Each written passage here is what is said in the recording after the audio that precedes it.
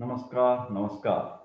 मी प्राध्यापक डॉक्टर राजेंद्र रघुवीर देशपांडे आपल्या सर्वांचं माझ्या यूट्यूब चॅनलच्या दैनंदिन आरोग्य विचार या मालिकेमध्ये सहर्ष स्वागत करतो. आपण सर्व जाणता या मालिकेमध्ये 365 एपिसोड आहेत आणि ही मालिका अजरामर होणार याची मला खात्री आहे. कारण त्याच्यातले जे विषय आहेत ते अनादी, अनंत आणि शाश्वत आहेत. म्हणजे आज हा एकदा आर्टिकल वाचला आणि विसरून गेलो असं चालणार नाही. तर वर्षानुवर्षे आपण त्या दिवशी याच्यातले विचार जर समजून घेतलेत तर ते आपल्या निरोगी दीर्घायुष्य प्राप्त करायला निश्चित मदत करतील. आपण संपूर्ण फेब्रुवारी महिन्याभर आपल्या आयुर्वेदानुसार निरनिराळ्या अन्नपदार्थांच्या बाबतीतली चर्चा केली. मग त्याच्यामध्ये ज्वारी, बाजरी, गहू, मका असे पदार्थ असतील, तूर, हरभरा, वाटाणा, पावटा असे पदार्थ असतील, दुधाचे पदार्थ असतील, दूध, तूप, लोणी या सर्वांबद्दल चर्चा झाली. म्हणजे काय खायचे, काय पदार्थ आहेत त्याच्याविषयीची प्राथमिक माहिती झाली. आता प्रत्यक्ष जेवायला सुरुवात केलेली आहे आपण. आणि आता अन्नपचनासाठी कोणते कोणते आवश्यक घटक असतात ते आज 1 मार्च रोजी आपण चर्चा करणार आहोत. आपण जे अन्न खातो, एक लक्षात ठेवा मित्रांनो, कितीही चांगलं खाल्लं, अगदी हाय प्रोटीन डाएट तुम्ही जरी केलात, तरी ते पचलं नाही, तर त्याच्यापासून अन्नाचे फायदे आपल्याला मिळत नाही. हा एक महत्त्वाचा विचार लक्षात घ्या. बऱ्याच वेळा असं म्हणतात, की "डॉक्टर आम्ही एवढं व्यवस्थित आणि फर्स्ट क्लास जेवतो, पण तरीही हा प्रॉब्लेम आम्हाला का येतायत?" तर ते प्रॉब्लेम येण्याचं कारण ते पदार्थ नसून त्या पदार्थांचं योग्य प्रकारे पचन झालेलं नाही. बरेचदा पालक अशी तक्रारी करतात, "अहो मी एवढं त्याला चांगलं-चुंगलं नाचणीची खीर घालून अगदी कोंबते त्याच्या तोंडामध्ये, तरी त्या पोराच्या अंगी का लागत नाहीये?" तेव्हा आम्हाला नेहमी असं लोकांना, पेशंटला, सामान्य लोकांना सांगावं लागतं, की आपण किती खातो यापेक्षा ते कसं पचतंय हे फार महत्वाचं आहे. आणि केवळच अन्नपचन नसतं, विचार सुद्धा पचावे लागतात. म्हणूनच या माझ्या मालिकेमध्ये मी काळजी काय घेतली माहितीये का? हे सगळे व्हिडिओ अतिशय छोट्या-छोट्या वेळांचे बनवलेत. 7 मिनिटं, 10 मिनिटं, 15 मिनिटं मॅक्सिमम, की ज्यावेळी तुम्हाला पचवायला सोपं जावं. असो, तर अन्नाचे पचन जर व्यवस्थित व्हायचं असेल, तर कोणत्या-कोणत्या मुद्द्यांचा आपण विचार केला पाहिजे? सगळ्यात महत्त्वाची म्हणजे गरज असते ती उष्णता. आयुर्वेदाने या सगळ्या पदार्थांना अनेक शास्त्रीय शब्द वापरलेत. अष्टौ आहार विधिविशेषायतन म्हणजे 8 प्रकारच्या निर्णय गोष्टी तुम्ही लक्षात घ्या. पुढे असं सांगितलंय आहार, विधी, विधान. आहार, विधी, विधान याचा अर्थ आहार सेवन करण्याचे नियम. तेही आपण काही पाहिलेले त्याच्यापूर्वी. आणि आता हे जे मी बोलतोय त्याला शास्त्रीय शब्द आहे आहार, परिणामकर भाव. परिणाम, परिणमन म्हणजे पचन. पचन व्हायचं असेल तर उष्णता लागणार, हीट. अन्न किती नेहमी गरम खायचं असं आयुर्वेद का सांगतो? तर गरम आणि ताजं शिजवून खाल्लेले जे पदार्थ असतात ते नेहमी लवकर पचतात. आणि याउलट थंड किंवा फ्रीजमधून बाहेर काढून खाल्लेले पदार्थ हे पचनशक्तीवरती ताण वाढवतात. गरम आणि ताज्या अन्नाची चव ही वेगळीच असते हे मला सांगायची गरज नाही. गरम लुसलुशीत पोळ्या तर कालवणाखेरीज देखील आपण सहज नुसती पोळी, लहान मुलं किंवा काय स्वयंपाक करणारी बाई सुद्धा सहजरित्या चावून खाते. मस्त वाटतं तिला. पोळी करता लाटलेली पोळी गरम-गरम तूप लावायचं त्याच्यावर मस्त नुसती नुसती पोळी म्हणतोय मी बरं का. कामावर जाणाऱ्या मंडळींनी सुद्धा यामध्ये अन्नपदार्थ गरम राहण्याकरता काही विशिष्ट प्रकारचे टिफिन्स मिळतात, डबे मिळतात. त्याचा वापर जर केला तर तोही फायदेशीर होईल. अन्न त्याच्यामधूनच घेऊन जावं अशा प्रकारच्या गरम राहणाऱ्या डब्यांच्या मधून किंवा कॅन्टीनला घ्यायचं असेल तर कॅन्टीनला तर गरम मिळेल, पण त्या ठिकाणी अन्य प्रॉब्लेम्स असू शकतात. तेलाचा वापर, तळणीच्या पदार्थांचा वापर हा अधिकचा असू शकतो. म्हणून घरातले अन्नपदार्थ हे नेहमीच प्रेफरेबल आहेत. त्याची आपण जास्त प्रशंसा केली पाहिजे. दुसरा मुद्दा आहे वायू. अन्न पचायचं असेल तर विस्तो जेव्हा आपल्याला आता चुली गेल्या, आता चुलीची जेव्हा पद्धत होती तुम्ही पाहिलं असेल तर ते फुंकणीने असं करून वारं घालत होते आणि मग ते ज्वाळा हळू पेटायच्या. आता गॅसला तसं काही आपल्याला फुंकर मारावी लागत नाही. हा भाग वेगळा. परंतु विस्तव जेव्हा आपल्याला प्रखर करायचा असतो तेव्हा थोड्या-थोड्या वेळाने फुंकर मारावी लागते. अगदी त्याचप्रमाणे आपल्या पोटातला जठराग्नी जर आपल्याला खंबीर ठेवायचा असेल तर वायू आवश्यक असतो.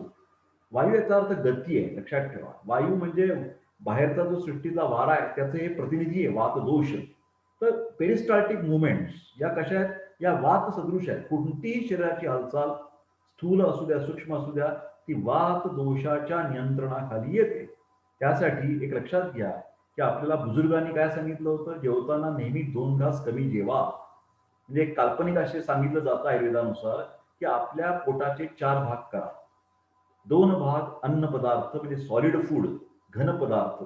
1 भाग द्रव पदार्थ म्हणजे मग ते पाणी असेल, आमटी असेल, ताक असेल आणि 1 भाग मोकळा ठेवा.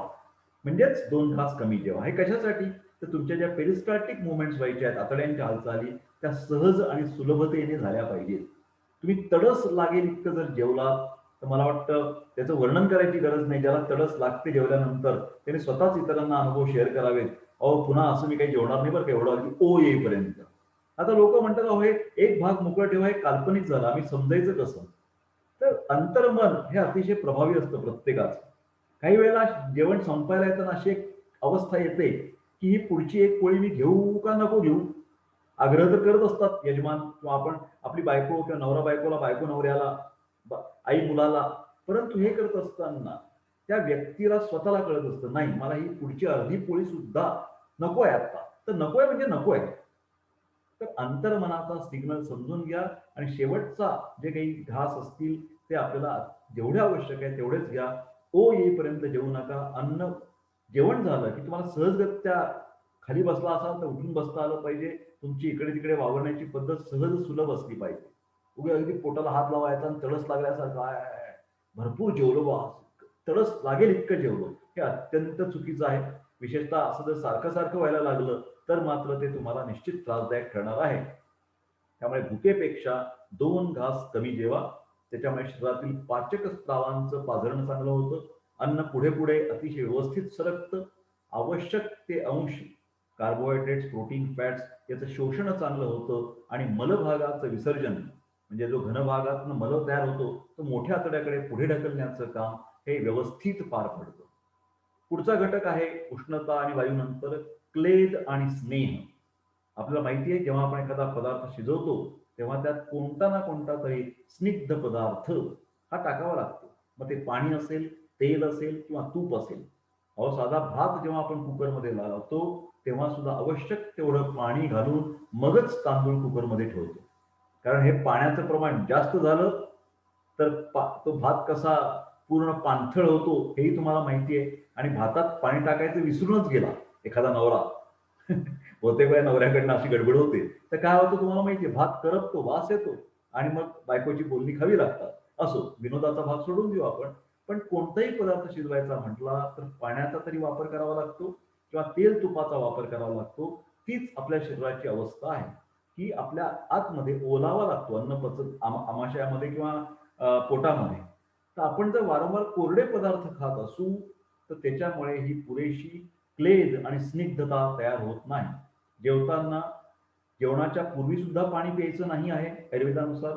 जेवल्यानंतर सुद्धा पाणी प्यावायचं नाहीये. तर मग पाणी कधी प्यायचं? तर जेवण चालू असतानाच मध्ये-मध्ये थोडं-थोडं पाणी प्यावं असं आयुर्वेद शास्त्र सांगतं. कारण याच्यामध्ये लोकांच्या मनात बरेच शंका आणि कुशंका असतात. ज्यांना अधिकचं काही विचारायचंय मला, त्यांनी जरूर माझ्याशी संपर्क करावा. परंतु जेवणाच्या मध्ये-मध्ये पाणी पिल्यानंतर जेवणामध्ये पुरेसं दुधाचं प्रमाण, ताकाचं प्रमाण आणि आमटीचं प्रमाण असेल, तर हा ओलावा हा आपल्याला निश्चितपणाने मिळतो. दररोज 1 चमचा साजूक तूप, विशेषतः वरण, भात, तूप असा जर सुरुवातीला खाल्लात आपण, शेवटी ताकभात खाल्लात, तर हा क्लेद आणि स्नेह याची अडचण पडणार नाही. काल असा एक विचार आहे. भात शिजवत असताना आपल्याला कल्पना आहे, कुकर लावतो आपण आणि त्याच्यात ठराविक 1, 2 किंवा 3 शिट्ट्या होऊ देतो.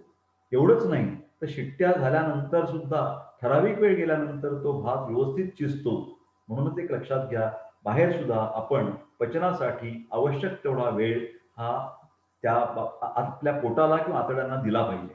साधारणपणे 3 ते 5 तासांचा कालावधी पहिलं घेतलेलं अन्न पचायला लागतात. म्हणूनच एक साधा नियम लक्षात ठेवा मित्रांनो, की एकदा कोणताही अन्नपदार्थ तुम्ही खाल्लात, मग ब्रेकफास्ट न्याहारी करा किंवा लंच करा, दुपारचं जेवण करा किंवा मधल्या वेळचं खाणं करा.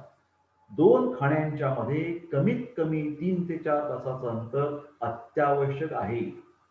जर खाण्यावर खाणं असं जर वारंवार झालं, तर त्यातून अजीर्ण निर्माण होतं आणि पुढे अग्निमांद्य निर्माण होतं. म्हणजेच पचत नाही आणि आपली भुकेची जी क्षमता असते, पचनाची क्षमता, ती हळू घालवून बसतो आपण. त्यामुळे आपण काय खातो, किती खातो याच्यावर सुद्धा तो पचनाचा काळ अवलंबून असतो. विशेषतः एखाद्या लग्नाला गेलो आणि जिलेबीचा बेत होता आणि चांगल्या भरपूर तुम्ही मनसोक्त त्याचा आस्वाद घेतलात, तर संध्याकाळचं जेवण हे अत्यंत कमी असलं पाहिजे. केवळ सूप पिऊनच रात्रीचं डिनर तुम्ही संपवलं पाहिजेत, अशी त्याच्या मागची अपेक्षा आहे. म्हणजे जड पदार्थ पचायला जास्त वेळ लागतो, हलके पदार्थ पचायला पटकन त्याचं पचन होऊ शकतं. त्यामुळे हा पचनाचा काळ हा थोडा व्हेरी होऊ शकतो. समयोग याचा अर्थ वरच्या ज्या सगळ्या गोष्टी आहेत, कुठल्या उष्णता, वायू, क्लेश, स्नेह आणि काल या सगळ्यांमध्ये एक सुनियंत्रण असतं. लक्षात ठेवा. उष्णता पाहिजे म्हणून काय म्हणतात त्याला, सगळे नुसतेच मसाल्याचे पदार्थ खाल्लेत तुम्ही, हिरव्या मिरच्या जास्त खाल्ल्यात, बघा सर तुम्हीच म्हणाला होता उष्णता लागते, अशी उष्णता नाही म्हणत आहे. त्यामुळे पाण्याचं प्रमाण पाहिजे तेवढंच पाणी पिणं, पाहिजे तेवढंच ताक पिणं, पाहिजे तेवढंच आमटी खाणं, पाहिजे तेवढीच पोळी खाणं, या सगळ्याच्यामध्ये प्रमाण फार महत्वाचं आहे. हां, समयोग पाहिजे. हां, अशा तऱ्हेने हे 6ही घटक पचनाला आवश्यक म्हणून सांगितलेले आहेत आणि जेव्हा तुम्हाला पचनाच्या काही तक्रारी असतील, तेव्हा या कोणत्या बाबतीत तुमच्या चुका होत आहेत का, हे जर आपण स्वतःच्या स्वतः तपासून पाहिलंत, तर मला वाटतं तुम्हाला आरोग्याचं इप्सित नक्की सापडेल आणि त्याच्यात तुम्ही नक्की सुधारणा कराल अशी मला खात्री आहे. आणि जर फॉलो करत असाल, तर ते कंटिन्यू कराल याचीही मला खात्री आहे. आज 1 मार्च रोजी अन्नपचनासाठी आवश्यक घटक या विषयांवरती आपण चर्चा केली. आपल्या सगळ्यांना पुन्हा मनापासून शुभेच्छा आणि दीर्घायुष्य, निरोगी दीर्घायुष्य प्राप्त हो अशी प्रार्थना करतो आणि हे सेशन आपण संपवतो आहोत. सर्वे सुखिनः सन्तु, सर्वे सन्तु